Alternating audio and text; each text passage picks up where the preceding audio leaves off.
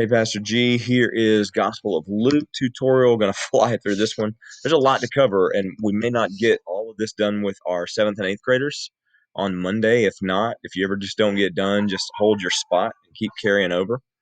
Um, so let me blaze right into it here. So they're going to read. I've got it laid out for you for them to read through Luke 1:138. And I would just, every time you go to a slide, you can split it however you want in the class, have different students read until they've read everything, verse 1 through 38, till they've read it all.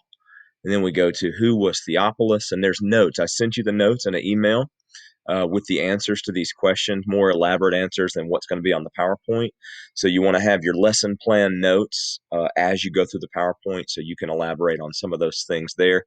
And then, of course, these are things that I've written down, but God will give you things to share as well as you're teaching. So please always do that.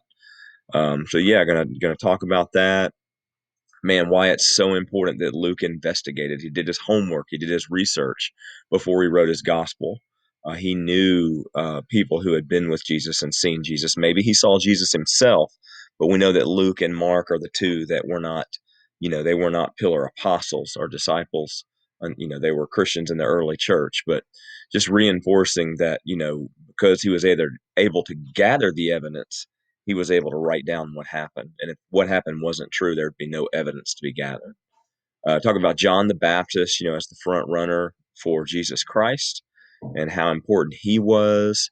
I've got something in your lesson plan there about why John would not have wine or beer all of his life, so as not for his judgment not to be impaired, so that he can completely do the will of God without any impairment of judgment. It's the same reason I did not put this in the lesson plans; it just came to me. It's the same reason Jesus did not take the drug to reduce his pain while he was on the cross, because he didn't want his judgment impaired or his senses dulled, and he had to suffer for the full extent to our sake. So, just another cautionary thing about, it's not a sermon against wine or beer, but just to say it is significant that the front runner for Christ, who Jesus said among those born of women, the greatest is John the Baptist, that person never had anything to drink. So yeah, have them read I'll always put prophecy fulfilled in all caps when we see prophecy fulfilled from the old to the new. And there's plenty in your notes to talk about that. Here you have the prediction of John as kind of being a second Elijah there in Malachi as it connects with the Gospel of Luke. So that's pretty fun. And just the miraculousness that the Bible's the only book like this where you have these prophecies fulfilled 700 years after they were predicted and fulfilled exactly right and by circumstances that only God could have controlled. I'm going to talk about Gabriel and what is the good news. Why is the news so good? What Gabriel was saying, what he was telling Mary and Joseph and Elizabeth and Zechariah, and why Zechariah lost his speech because, he felt he was too old and he didn't initially trust. And then Elizabeth's joy at, the babies jumping in her womb. And, she thought she was barren and not able to have kids. And it's just another great opportunity to segue into how God can do what people think are impossible when he has a plan. That Jesus is from the line of David. Very important to just kind of let them see that and walk through. That was predicted. That's a prophecy fulfilled. And so just, the importance of David's life and how Jesus would be of his house and line.